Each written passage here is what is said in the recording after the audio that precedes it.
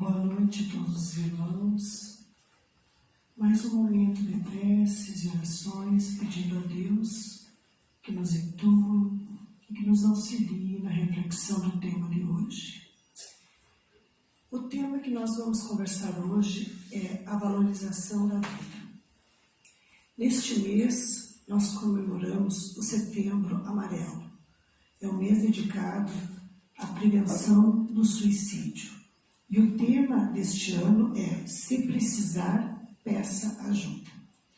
E para fazer nosso diálogo de hoje, eu utilizei o livro Felicidades em Tempo de Crise, de Gerry Almeida. Esse livro, no capítulo 7, que fala resiliência pelas vias da superação. Bom, eu vou começar a nossa conversa de hoje com uma história que nós encontramos nesse capítulo do livro. É uma fábula chinesa, uma antiga fábula chinesa. Ela conta que num país distante, que passava por sérios problemas, por sérias crises financeiras, com agricultura, o povo estava passando fome e o rei não sabia como resolver os problemas que se apresentavam.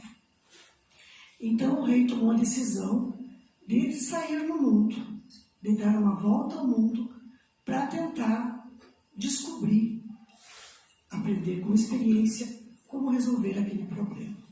Ele tinha 4 filhas. Ele chamou as 4 filhas separadamente e deu a cada uma das filhas um abraço e um grão de arroz. E depois disso ele partiu. Quando o pai partiu, após ter se despedido das filhas, a primeira filha chamou um artesão, o mais famoso que havia no reino, e exigiu que o artesão fizesse uma caixa de ouro, toda ornamentada, que pudesse ficar exposta no lugar, ser vista por todos, e guardar aquele grão de arroz dentro. A segunda filha chamou uma costureira, também uma das mais importantes do reino, e exigiu que ela fizesse uma bolsa com seda da Pérsia, bordada a ouro, para guardar aquele arroz dentro. A terceira filha não deu importância para aquele grão de arroz. Chegou a pensar que o seu pai estava velho e perturbado mentalmente e jogou o grão de arroz fora. A quarta filha pegou aquele grão de arroz e ficou a pensar, ficou a refletir. Foi até a janela do castelo. Olhando pela janela, ela viu os campos ociosos, os trabalhadores, os camponeses com fome, e ela ficou ali a pensar, a imaginar o porquê que ela havia recebido aquele grão de arroz, mergulhada então em profundas reflexões. Bom, passou-se o tempo e o rei retornou, agora mais sábio, mais experiente, com mais conhecimento.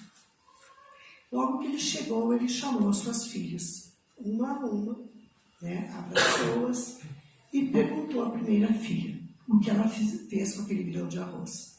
Ela correu com aquela caixa bela, linda, e disse que havia mandado fazer aquela caixa para proteger, para guardar aquele grão de arroz com tanto carinho, pelo carinho que ela tinha do pai. A segunda filha, da mesma forma, correu com aquela bolsinha e disse ao pai que ela havia guardado com muito carinho aquele grão de arroz dentro da bolsinha e os seus pertences, junto com as suas coisas. A terceira filha correu na cozinha, foi no pote de arroz e pegou um grão de arroz, porque, segundo ela, todos os grãos eram iguais. O pai não iria achar diferença nenhuma. E assim, mentirosamente, ela disse ao pai que ela havia guardado com muito carinho aquele grão de arroz. Aí foi a vez da quarta filha. Aí o pai perguntou a ela o que ela havia feito com o grão de arroz. E a filha, amorosamente, abraçou o pai e chamou-o até a janela. E disse para o pai que quando ela recebeu aquele presente, ela ficou pensando que havia uma mensagem que o pai queria passar para ela.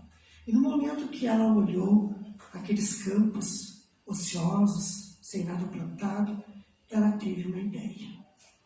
E o pai pai então olhou pela janela do castelo e viu que lá havia um fabuloso arrozal e que os camponeses estavam trabalhando, que simplesmente não havia mais fome, que ela havia encontrado uma maneira de amenizar a fome daquele povo que sofria. Então o rei ficou muito emocionado, porque ele percebeu que essa sua filha soube fazer os dons que ela havia recebido serem florescerem. Havia usado esses dons para amenizar a fome daquele povo. Então agora nós vamos, antes de começar a reflexão do livro, refletir sobre essa fábula. Nós podemos comparar o rei com Deus. Deus, né, nosso Pai. E as filhas somos nós, os filhos de Deus. A primeira filha, ela nos remete a todos aqueles que têm como objetivo o exterior, a aparência física, né? Tem guardado dentro de si aquele grãozinho, aqueles dons que Deus deu, que poderia colocar a serviço, mas que não faz.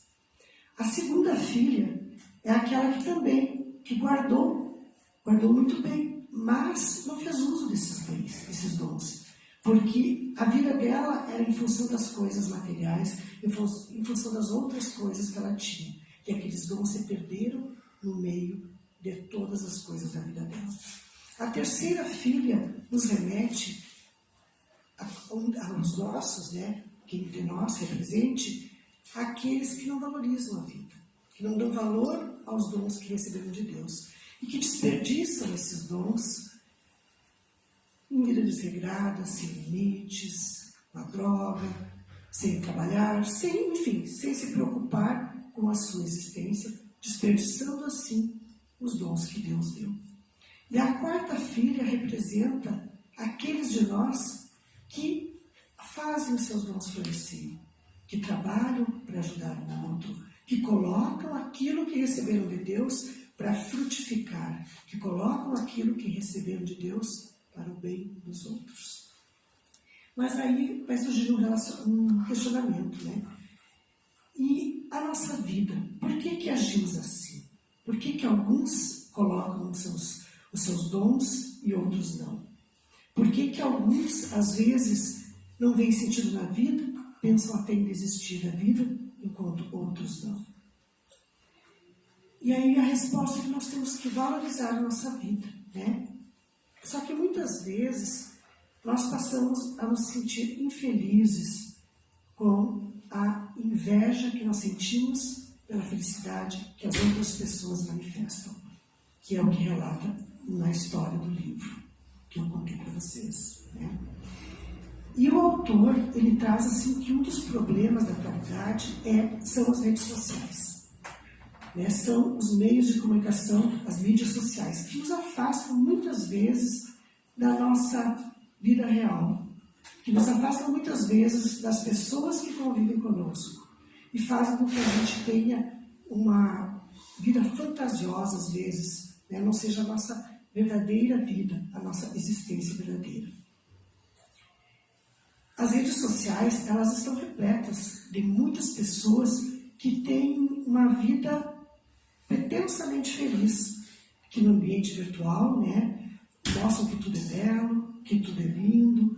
Às vezes, o mais importante do que uma viagem é as fotos, é mostrar a viagem. Às vezes nem aproveitam tanto a viagem. E assim, então, muitas vezes a gente fica horas na internet, Facebook, Instagram, curtindo, olhando o que os outros postam. E o que acaba acontecendo? Quando a gente navega no perfil dos outros, muitas vezes, a gente vê uma vida que não é a vida real daquela pessoa. E aí nós começamos a guardar em nós alguns sentimentos que se chama, né, o principal deles, a inveja. Que a gente começa a se criticar e pensar, mas por que fulano tem uma vida tão boa? Por que fulano tem tudo e eu não tenho nada? E aí, a partir da inveja, nós começamos a entrar no processo de sofrimento. Não estou aqui criticando as redes sociais, porque as redes sociais vieram para fazer parte da nossa vida, do nosso dia a dia, e quando a gente sabe usá-la, a gente tira muito proveito. O problema é o uso que nós damos para o virtual, né? Um uso que às vezes não seria necessário. Porque a gente quer, às vezes, parecer dentro de um padrão que a sociedade exige ou que as mídias sociais exigem. E às vezes a gente não tem esse padrão, a gente não vive nesse padrão. E aí acaba se frustrando, acaba sentindo inveja, e a inveja acaba atrapalhando a nossa vida. Porque a gente às vezes pensa assim, mas por que só o outro tem uma vida boa e eu não tenho? Olha, o outro não tem dificuldades, o outro não sofre e só eu sofro, só eu passo por dores. Só que se a gente for analisar a fundo, a coisa não é desse jeito, né? E o que acaba acontecendo? Quando a gente se fixa nessa inveja do que o outro tem e que eu não tenho, o nosso cérebro, ele ativa, né, uma parte que produz dores físicas e dores mentais. E essas dores físicas e mentais acabam criando nas pessoas um ciclo de sofrimento. Eu acabo, então, vivendo num sofrimento constante, e se eu não tomo cuidado, quando eu vejo eu estou numa depressão, porque eu não acho sentido na minha vida, a minha vida não tem o mesmo sentido que tem para o outro, e eu acabo me envolvendo, né, numa situação que, se eu não pedir ajuda, eu não consigo sair. Nós precisamos entender que todos nós temos oportunidades, que Deus nos deu oportunidades, e que todos nós, mesmo aqueles que mostram ser sempre felizes, passam por dificuldades, passam por muitas dores. Só que muitas vezes as pessoas sabem como passar pela dor sem entrar em um quadro depressivo, entrar em uma tristeza profunda. E às vezes precisam do auxílio também, mas conseguem superar essas suas dificuldades. Nós, quando vamos reencarnar, nós fizemos um plano reencarnatório. E muitas vezes nós mesmos escolhemos essas nossas provas. Às vezes escolhemos vir junto com pessoas difíceis, que são inimigos, ou pessoas que nós tivemos uma relação muito difícil em outras existências, e nós escolhemos vir fazer esse resgate aqui. E o que acaba acontecendo? Diante, às vezes, dessa dificuldade, eu me afasto, ou eu brigo mais, ou eu não procuro entender essa pessoa e auxiliar essa pessoa, porque se eu vim junto, eu vim para auxiliar, eu vim para criar laços de afeto e reatar as dificuldades de relacionamento de outras existências. Então, nesses tempos, né, de crise, nesses tempos onde a gente passa épocas tumultuadas, é muito importante, né, que a gente tenha essa compreensão que nós estamos aqui por um determinado tempo, que nós recebemos de Deus a nossa vida como um dom precioso para colocar a serviço dos outros. Só que para poder colocar esses dons a serviço dos outros, nós precisamos estar bem. Nós precisamos estar harmonizados, equilibrados. Porque, como a gente seguido diz aqui na casa, se eu não estou bem, o que é que eu vou dar de mim? Então, nesse momento, a gente precisa pensar, encontrar dentro de nós os motivos que nos levam às infelicidades que nós enfrentamos na vida e trabalhar esses motivos. Muitas vezes, como diz, né, no tema desse mês, se precisar, peça ajuda.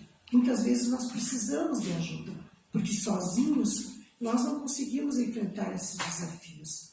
Sozinhos nós acabamos entrando num quadro tão depressivo que o suicídio às vezes passa a se tornar uma vontade constante. E como fazer para sair disso? Pedir ajuda. A nossa casa espírita é um lugar onde a gente pode encontrar essa ajuda. E muitas vezes a gente precisa, junto com a ajuda espiritual, também a ajuda médica, a ajuda terapêutica, enfim, ao tratamento psicológico de outras formas. O que a gente não pode é se fechar na gente no momento da dor e do sofrimento e ficar nesse sofrimento, ficar vivendo dentro desse sofrimento, dessa angústia. Porque aquele que comete suicídio, ele pensa que ele vai se livrar daquela dor. Então, por isso que ele comete suicídio. Só que quando chega do lado de lá, ele percebe que não é bem assim. Que a dor foi toda junto. Porque nós não somos seres, nós não somos esse corpo de carne. Nós somos um ser espiritual que ganhou, como um dom de Deus, nesse momento, essa vida, para fazer o melhor dela. Se passa a ideia do suicídio, essa ideia deve ser trabalhada, deve ser retirada da pessoa. Quando acontece o suicídio, que chega a vias de fato, a pessoa tem o amparo de Deus. Aquela história de que aquele que se suicidou está subjugado ao inferno. Não, isso não é verdade. Por quê? Porque Deus nos dá sempre a oportunidade. É claro que nós vamos responder pelos nossos atos. Se nós agirmos de maneira indevida, se nós erramos, nós vamos ter que responder, de uma forma ou de outra. Só que Deus, Ele é tão bondoso que Ele sempre vê nos seus filhos aquilo que o filho tem de bom. E Ele sempre nos proporciona novas oportunidades para que a gente possa resgatar as nossas dívidas, sejam elas quais forem. Então, é um momento que a gente precisa pensar muito, que a gente precisa refletir muito. Nós estamos vivendo um clima muito tumultuado, são muitas dificuldades que chegam a todos nós. Mas é um momento de mudar a nossa vibração, de elevar o nosso pensamento, de orar mais, de nos conectarmos mais com Deus. A Casa Espírita oferece o tratamento de atendimento fraterno às quintas-feiras, a partir das 18 horas, onde a pessoa que precisa conversar tem um atendimento, é esclarecido com base na doutrina espírita. Então não é o que aquele trabalhador pensa, mas é o que a doutrina nos traz. Passa com atendimento, com passes, com água fluidificada. Então há um grande amparo que pode ser encontrado dentro da Casa Espírita. Por mais que a pessoa faça o atendimento, é um tratamento psiquiátrico, medicação, psicológico, o tratamento espiritual, nesses casos, é muito importante, porque ele vai nos aliviar desse peso, às vezes, desses sentimentos negativos que nós carregamos conosco, que, se não forem trabalhados, nos levam realmente a cometer uma insanidade. Mas precisamos lembrar que suicídio jamais será a solução para uma vida. Nós precisamos pensar que nós estamos aqui para buscar, né, aquilo que a gente deixou para trás em outras vidas. Coisas que a gente de repente não fez, inimigos que a gente fez e que a gente veio para resgatar nessa. Então são situações que nós vamos vivenciar como consequência dos nossos atos. E é nesse momento que é a fé, confiança em Deus, confiança nesses dons que Deus nos deu, porque Deus, além do dom da vida, Ele nos deu muitos dons, que muitas vezes a gente faz como aquela filha que guardou aqueles dons numa caixa, lá longe, para ser observado de longe, e não faz uso desses dons. Então que nós possamos ser como a quarta filha, aquela filha que conseguiu compreender a mensagem do Pai e conseguiu colocar a sua vida e os dons que ela recebeu do seu Pai, do Rei, em prol do benefício dos outros. Porque quando a gente consegue ajudar alguém, quando a gente consegue amenizar o sofrimento de uma pessoa, nós recebemos, às vezes, muito mais em troca. Porque a nossa dor se torna bem pequena, a nossa dor se torna menor. Então, é o modo que a gente tem de aliviar a nossa dor e o nosso sofrimento, é auxiliando aqueles. E não precisa ser os de longe, não. Às vezes, é os que estão junto conosco na nossa casa, que a gente nem percebe a sua dor. Está passando por uma dor, por um sofrimento, e nós simplesmente não enxergamos. Então, que nós possamos começar a enxergar aquilo que está ali perto de nós. O sofrimento daquele irmão que está mais próximo. Possamos também continuar ajudando aqueles que estão longe e precisam, mas principalmente aqueles que convivem conosco. Então, meus irmãos, era essa a mensagem que eu queria deixar para vocês. E eu espero que cada um possa fazer o bom uso dos dons que recebeu de Deus, que esses dons sejam colocados para frutificar, para florescer, para matar a fome, para matar a dor daqueles que convivem conosco e que estão precisando. Que a gente tenha mais atenção, mais carinho com as pessoas que estão ao nosso redor. Nesse momento, vamos fechar os nossos olhos, vamos elevar o nosso pensamento a Deus, vamos pedir aos trabalhadores espirituais da nossa casa, ao nosso anjo da guarda, que derrame sobre cada um, no topo da sua cabeça, que possamos receber uma luz muito branca, muito pura, que vem do alto, que vem de Deus para nós, nos trazendo a reflexão, nos trazendo a bênção de podermos colocar os nossos dons, de podermos colocar a nossa vida para o bem dessa humanidade tão sofrida. Que nós comecemos aos poucos, fazendo aquilo que podemos dentro das nossas possibilidades, dentro do nosso mundo pessoal, não querendo alcançar aquilo que ainda é impossível para nós. O nosso crescimento possa se fazer de maneira lenta, mas de acordo com aquilo que nós já somos capazes nesse momento. Que essa energia percorra todo o nosso corpo, percorra todas as nossas células, nos dê força, revitalize o nosso corpo físico, mental e espiritual, nos traga a compreensão da necessidade de uma vida plena de felicidade, pois todos nascemos para sermos felizes e precisamos buscar essa felicidade que mora como esse grãozinho de arroz dentro de nós. Que essa felicidade floresça, que essa felicidade alimente o nosso coração, a nossa vida e se derrame a todos aqueles que convivem conosco.